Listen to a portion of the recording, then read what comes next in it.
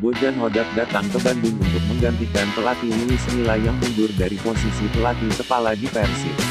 Kedatangan Bojan Hodak, Persib kembali punya pelatih kepala, tapi sayang Persib Bandung masih belum bisa keluar dari zona degradasi dan belum selesai apa yang diinginkan jajaran manajemen PT Persib Bandung bermartabat. Persib Bandung hanya mencatatkan satu hasil imbang dan satu hasil kekalahan.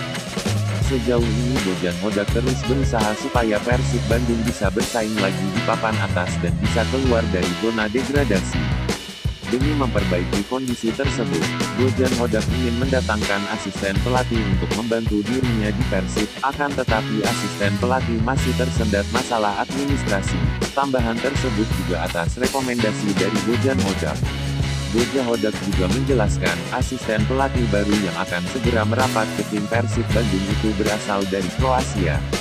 Tapi untuk saat ini asisten pelatih masih dalam proses administrasi dan secepatnya akan segera terbang ke Bandung untuk bergabung. Kami masih mengurus kitasnya dan setelah itu, asisten baru akan segera terbang ke sini.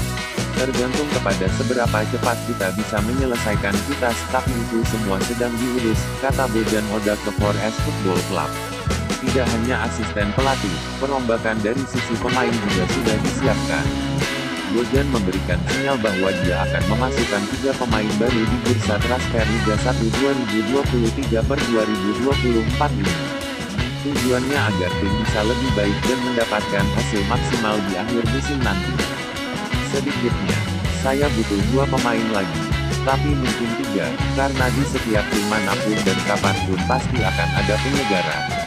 Maka mereka akan selalu membutuhkan setidaknya 3 pemain baru, tuntas Bojan Hodak.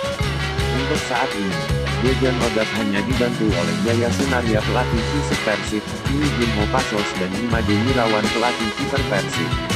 Saat merapatnya Luis Milla ke Persib, Luis Milla mendatangkan 3 asisten pelatih yakni Manuel Perez Keskalana, Carlos Grande Rodriguez, dan Bayu Eka Sari.